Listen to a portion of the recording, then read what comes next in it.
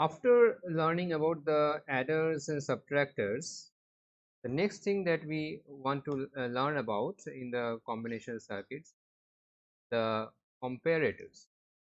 So we are dealing with binary numbers as such at the time being. So we did the arithmetic operation, we did the subtraction operation, but there is also an important thing that we want to do when we have two numbers. That is, we want to compare whether one number is greater than the other number, or whether they are equal to each other. So this sort of comparison is very vital in order to take decisions by the computer. So this operation is important, and we will look into comparator circuits in this particular lecture. So first we have to start with obviously only one bit comparison. So that is the most fundamental thing. So we started the addition with half adder where we only added 2 bits, then full adder when we added 3 bits, and then we formulated a ripple adder and carry lookup adder where we can add um, a string, a larger number, a larger binary word. So here also we start with comparing only 2 bits because that is the most fundamental operation. Now here the first circuit is a simple equality comparator, and you can very well understand that it is a simple XOR circuit that we have given, and the output will be 1 when your A0 is not equals to your inputs matching, then the output will be high. When the inputs are matching, that means they are equal, then the output is low. So we have to understand the output and we have to interpret the output, and then we will get the information whether the input. However, if so this can be extended now uh, this manner that if you want to have an equality comparator, only equality comparator. So if you have a larger word, suppose in this example we have a 4-bit word, so you can pass each of the corresponding bit to a XOR gate, and the output will be a high output when they are all unequal. So so the output of the OR gate will also be high when uh, if any of AI is not equal, any of the bits are not equal, then the output will be high. So the same result we are getting, that the output will be high when the number is equal, when the two numbers are not. The numbers will be equal when all the bits are equal. But if any bit is unequal, then an output of a high output will come out from. Whereas when all the outputs are equal, all the input bits are equal for the two numbers, then each of the y0, y1, y2, y3, they will all be 0, and the output will also be that case because of the OR logic. However, you can very well understand that we are not always we may not always want the output be 1 when the inputs are unequal. Okay. We may want it in the reverse manner. So we may want the output to be high when the inputs are equal, otherwise the output would be low. In that case, we simply redesign the circuit in this way, in this manner, where we include where we introduce an XNOR gate, and then we another AND gate. So you notice this operation. So if your there is also another I and 0, which is basically an like a signal which is coming into the circuit EQI, and a signal which is coming out EQ0. What are these signals? I will tell you shortly, but let us analyze by just understanding that the signals values 1. So now if you see that your x equals to y, when your x will equal to y, that means the bits are equal. So what will be your output?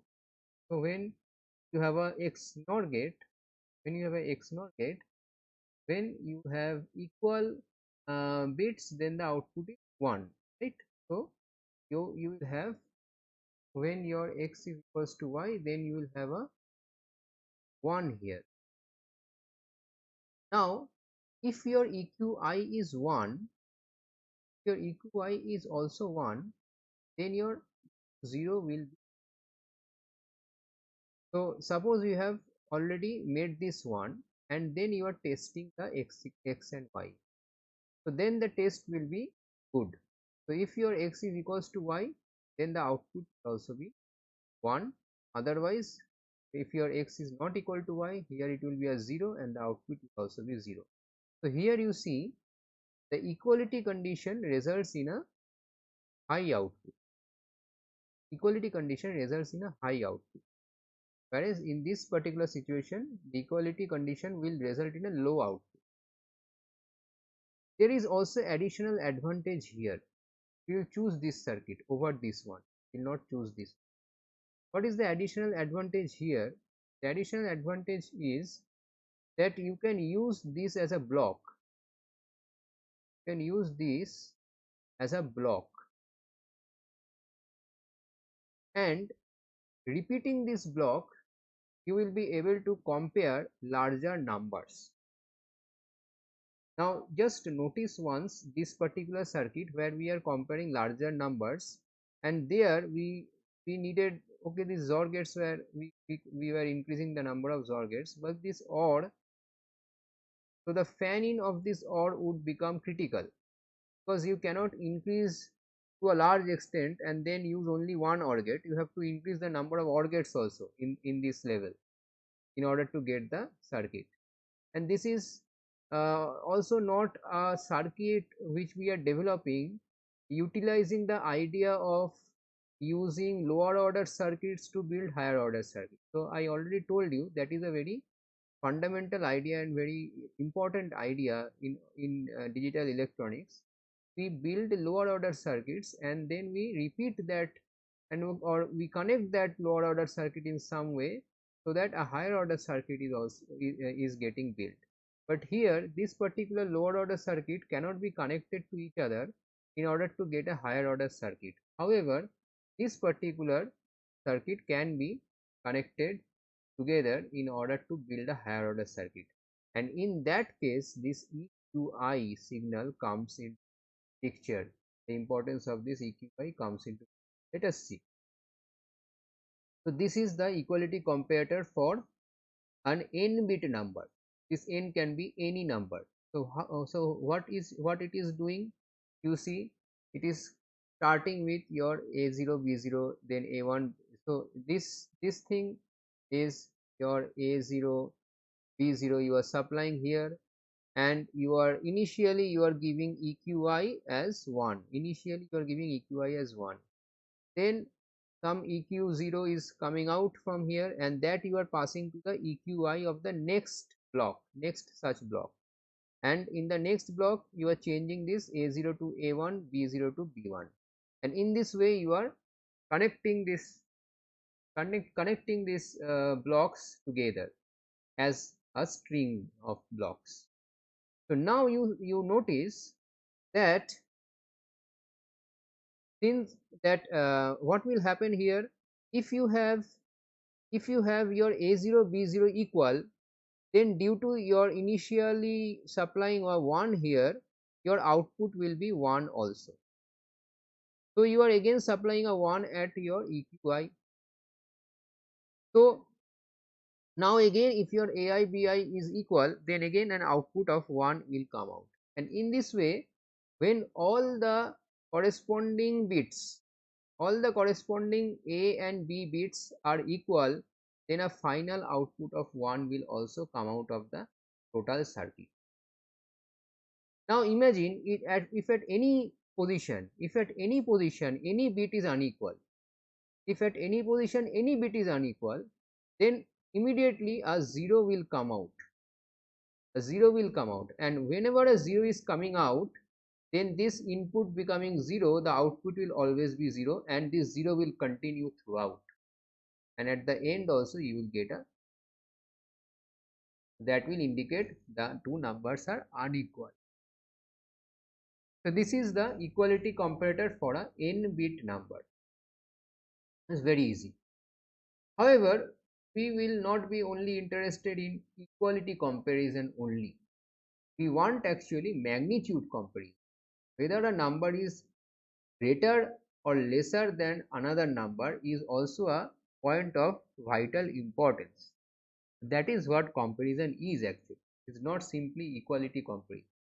However, equality is also one consideration. So normally when you have two numbers, you will try to ascertain whether one number is greater than the other, equal to the other, or less than the other. So for this purpose, we start with the fundamental block we try to design is a is a magnitude comparator for a 2-bit word. So here there are two numbers a1 a0 and b1 b0. Two numbers a1 a0 b1 b0, which we supply at the input, and at the output we must have these inputs. So this is actually a this is a positive logic actually, in the sense that when we have a less than b, then my this pin would be high, other pins would be low. If I have a equal to b, then this pin will be 1, so this output will be 1, other outputs would be low. And if I have a greater than b, this output will be high, other outputs will be low. And in that particular logic, we have constructed this truth table. So this truth table you read and you will understand. Any randomly let us read, and you should read it in totally. Randomly let us read this particular row, let us read. So a1 a0 is 0 1, and then b1 b0 is also 0 1. So this is an equality consideration. So you see the this row, yes. So you see a equal to b is high, a less than b and greater than b are low. Let us take another random row, this one. Then the first word is 1 0, the second word is 0 1. Obviously the first word is greater than the second word. So in that manner you have set up your truth table. A greater than b is giving you a high output, others are giving you a low output. Similarly, any other place, let us try to see b greater. So this one, let us see. So here a is 0, b is 1 0. So obviously a is less than b and have this output as high. So in this way you first have to write down the truth table. So that is important. So whenever, so if the problem is given to design a 2-bit comparator, 2-bit magnitude comparator, you should first draw up the truth table, because that is the initial that is starting point of designing a circuit. Unless you know the truth table, you will not be able to go ahead and design the circuit. Once you know the truth table, now you can use it and form K-maps to design the circuit. I urge you to do this yourself in your rough copy, and you make K-maps. You make K-maps for this output. So you consider this, you can consider the a greater than b as the output. Also you can consider this as e, this is as e, and this is as l. Okay, so you consider the outputs g, e and l, and you form k maps for g, e and l. So they will be k maps like this, they will look like this.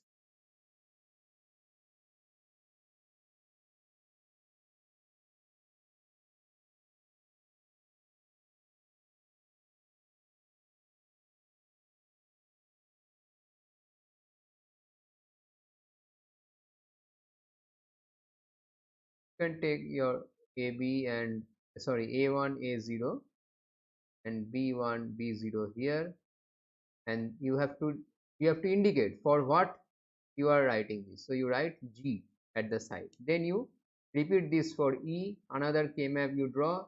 For L, another K-map you draw.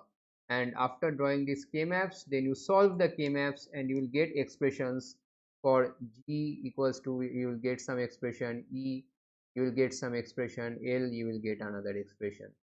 So all these three expressions you will get, and then you will implement these expressions as a circuit, and that has been done already. So you check for yourself whether your expressions are coming like this. They may come a bit different also, but this is a solution. So this is a valid circuit for the magnitude comparator. And look at this circuit, how beautifully it has been drawn. And this is the way you should also practice drawing circuits.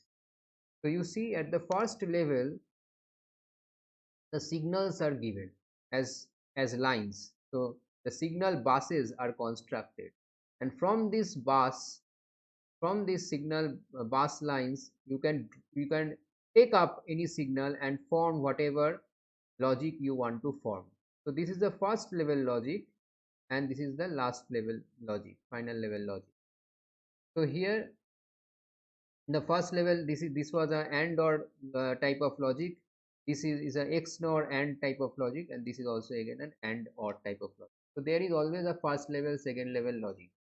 So the first level logic is the construction of the individual terms, and then these individual terms would be again having some operation, some logic operation amongst themselves. So that is a second level operation, and it can go on to third level or fourth level, but normally such higher levels are not there normally. Now here you see that the looping is not done. So this sort of looping, it is advisable to do this sort of looping so that it is very clear which signal is going where. However, this is also fine if you clearly indicate this dot. So this dot you bold, and anywhere else there should not be a dot put up.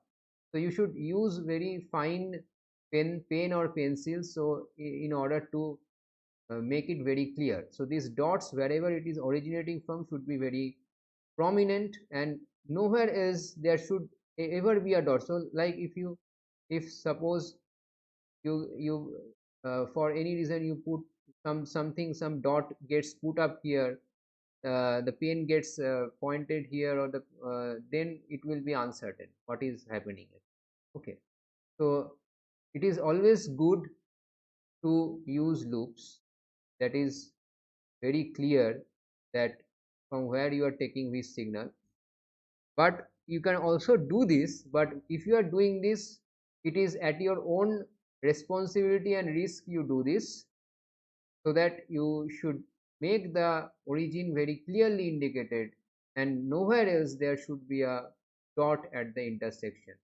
Okay, so it is always better to keep a pencil with you when you are coming to the examination and drawing up the circuits. So try to draw up the circuits using a pencil, so that you have an option to also erase. If there is untidiness, you can erase that portion and redraw it. So you try to draw up only neat and tidy circuits. So this is about magnitude comparison of 2-bit word, but we don't want to restrict ourselves to 2-bit magnitude comparison. So we want to extend it to n-bit comparison. So let us look at a 4-bit comparator first. A 4-bit comparator. So here you see where we have given our input. So our input is like 4-bit, x3, x2, x1, x0, and y3, y2, y1, y0. These two words we want to compare, and we are using, you notice that all of these each are 2-bit comparators. Each of these blocks are 2-bit comparators, a1, a0, b1, b0. So what to do? So now you see the logic that is applied in order to construct this circuit. I hope you can clearly understand that this is also a example of making up a higher order circuit using a lower order circuit. And now how to interpret the output of this circuit. So let us begin with x3 y3. Suppose your x3 is 1 and y3 is 0. So obviously x3 is greater than y3. Okay, and whatever be x2 x1 x0 y2 y1 y0, this number x is the total number x, the total number, I should not write equal. So this total number is x and this total number is y. So as soon as x3, so as soon as the MSB becomes more than the MSB of the other number, then you automatically know which one is greater. Okay, so as soon as x3 is 1 and y3 is 0, so this is 1. Let me, as soon as this is 1 and this is 0, you should get a output 1 here and this should be 0. Now you see, this is what would happen no matter what is happening in these other blocks. Whatever is happening in these other blocks is does not affect this output, because as soon as a1 is 1 and b1 is 0, you try to put 0 and 1 here, you try to put 0 and 1 here. For all these combinations, you will always get your a1 a0 greater than b1 b0, and you will have an output 1 here and 0 0 here. So you are good with. And in the other case, in the opposite case, if you have x3 as 0 and y3 as 1, so if your x3 is 0 y3 is 1, then this is 0 and this is 1, and you can again understand no matter what a0 and b0 is receiving from these two channels, no matter what it is received, what they are receiving, this a1 a0 will be less than b1 b0, and you will have this as 1 and this will be 0. Okay, so now you can understand this very well. Now what would happen, so the problem now is if these are equal. So if these are equal, x3 and y3 are equal, then you have to actually look at the x2 and y2. Then you are looking at x2 and y2. So then we are looking at x2 and y2, and these two have been a1 and b1 are receiving either 0 0 or 1 1. So it doesn't matter, right? So this actually doesn't matter. It becomes a don't care type of situation in order to compare a1 a0 and b1 b0. Since a1 and b1 are same, we have to now look at a0 and b0 basically. So now we see what these a0 and b0 are. So you now see in this block that again the same thing, if x2 is greater than y2 in the condition that x3 is equals to y3. So if x3 is equals to y3, this basically does not impact anything. Now you look at x2 and y2. If x2 is greater than y2, then which one will become 1? This one will become 1. And where is this going? This is going to a0, and this is 0 now. And where it is going? This is going to b0. So now you look into a1 a0 b1 b0, and you can very well ascertain that a1 a0 is greater than b1 b0, and the final output here I will get a 1. If I had the opposite, if x2 is less than y2, so if x2 is 0 and y2 is 1, then I will have, so let me write by adding a comma here. So I will have 1 here, I will have 0 here, and this 0 will go here, this 1 will go here, and I will have, first it was 0, now it will be like this, right?